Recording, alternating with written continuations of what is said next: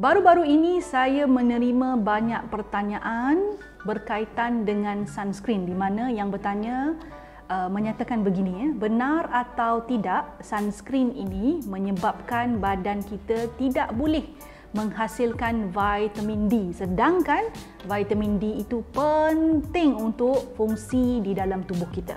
So dalam video kali ini saya nak menjawab soalan ini kerana saya rasa penting untuk memahami betapa mustahaknya memakai sunscreen pada masa yang sama untuk menjawab kerisauan ramai orang yang mengatakan bahawa memakai sunscreen lagi tak bagus daripada tak pakai sunscreen. Jom bincang.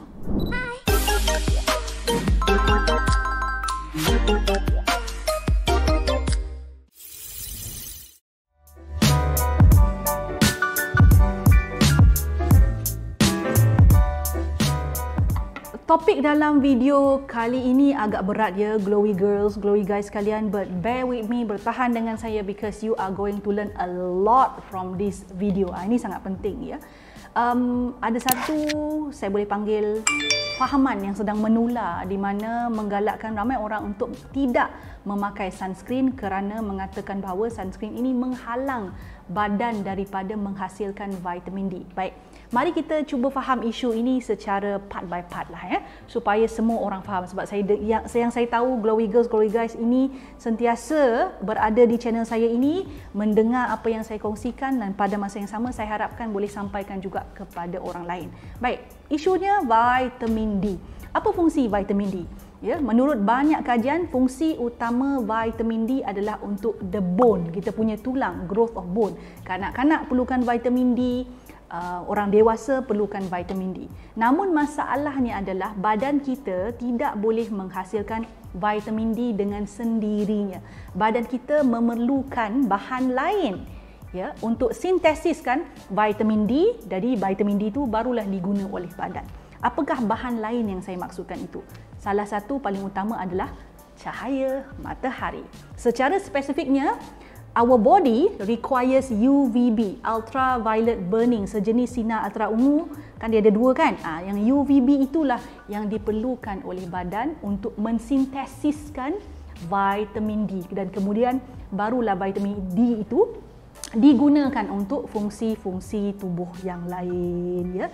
Selain daripada cahaya matahari, sebenarnya ramai orang mungkin terlepas pandanglah sebenarnya vitamin D juga boleh diperolehi daripada beberapa jenis makanan. Contoh, ikan kembung ada vitamin D, ikan sardin ada vitamin D, telur ada vitamin D, hati lembu ada vitamin D, minyak ikan, specifically minyak ikan cod ada vitamin D. Dan keperluan badan kita untuk vitamin D ni tak banyak pun sebenarnya, sikit je.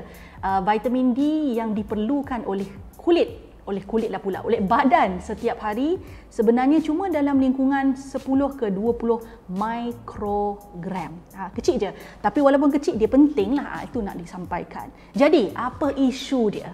Isu dia adalah kerana sunscreen mengandungi SPF ataupun filter-filter yang menghalang UVB daripada sampai ke kulit ataupun tidak diterima oleh badan untuk sintesiskan vitamin D, maka ramailah mula menegaskan bahawa kita tak perlukan sunscreen. Oh no sangat.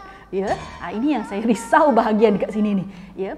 Kerana bertahun-tahun begitu banyaknya kajian yang menunjukkan bahawa sunscreen ini, sinar ultra ungu ni ya, yang berlebihan exposure-nya dan berpanjangan exposure-nya memang boleh menyebabkan banyak masalah tau.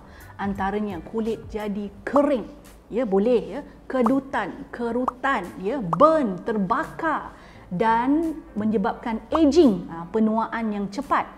Dan satu lagi yang paling menakutkan adalah dia menyebabkan kulit mengalami radiasi yang akhirnya mencetuskan kanser kulit. Sebab itu orang sarankan, pakar-pakar sarankan untuk kita pakai sunscreen. So how do we balance this ya? Macam mana ya? Macam mana kita nak balancekan? Kita nak sunlight itu supaya badan boleh hasilkan vitamin D.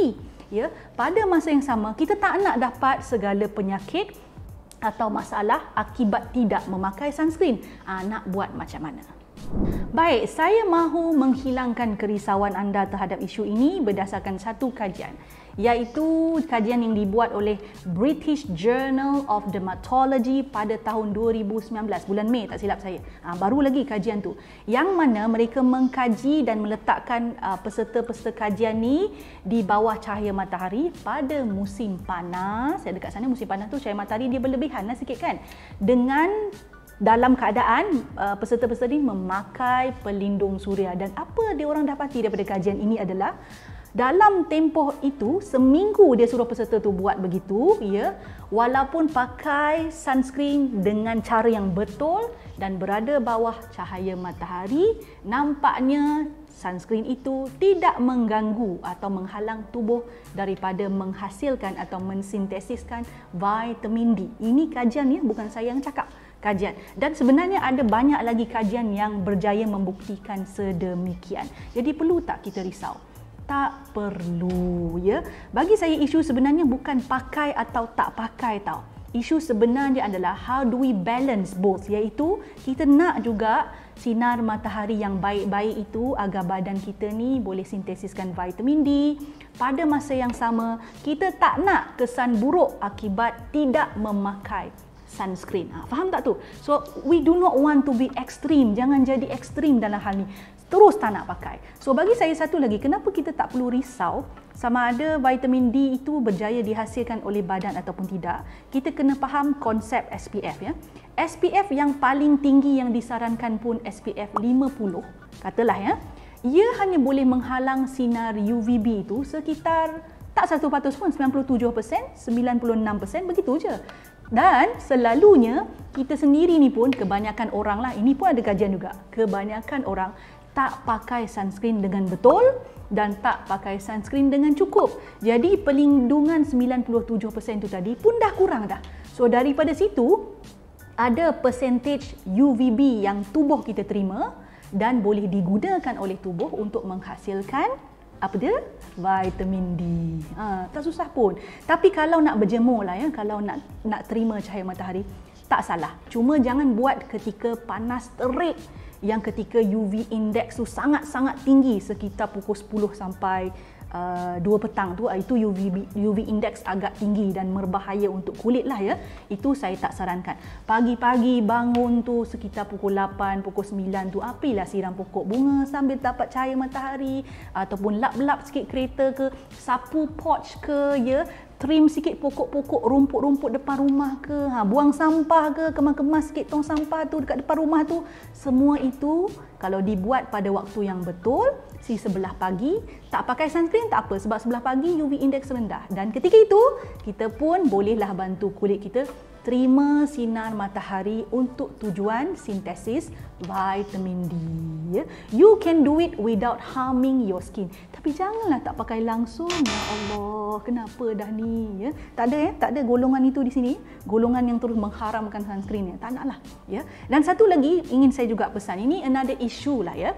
Another issue, iaitu bahan-bahan dalam sunscreen ya. Bahan-bahan dalam sunscreen ada pelbagai jenis. Kita panggil bahan aktif ya, ataupun UV filter. Memang ada UV filter yang telah menjadi satu kontroversi lah, kerana bahan-bahan ini disebut sebagai bahan yang boleh tinggal ke dalam kulit, menyerap ke dalam saluran darah dan tidak diketahui lagi kesan jangka masa panjangnya.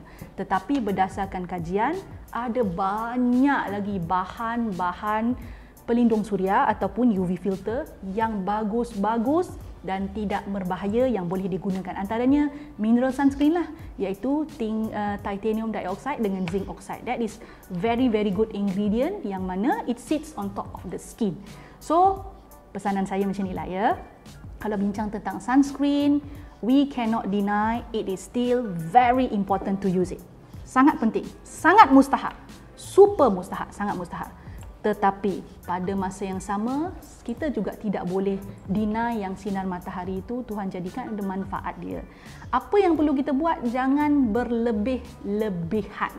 Jangan lebih-lebih sangat sampai nak jemur diri tengah panas ya. Lagipun Malaysia ni kaya dengan cahaya matahari. Negara kita ni berada di garisan khatulistiwa. Gitu dah masuk geografi dah ni. Jadi sepanjang tahun kita terima cahaya matahari, masalah kekurangan vitamin D ni ataupun vitamin D deficiency ni tak berlaku sangat dekat Malaysia ni. Orang putih ya, sebab negara mereka jauh daripada garisan khatulistiwa, mereka hanya terima sinar matahari pada tempoh-tempoh tertentu, waktu-waktu tertentu dan sangat terhad pula tu. So it is very different. You must understand ciri-ciri geografi bumi juga. Nak belajar skincare tapi kena faham geografi bumi, fizik, psikologi, semua tu tau.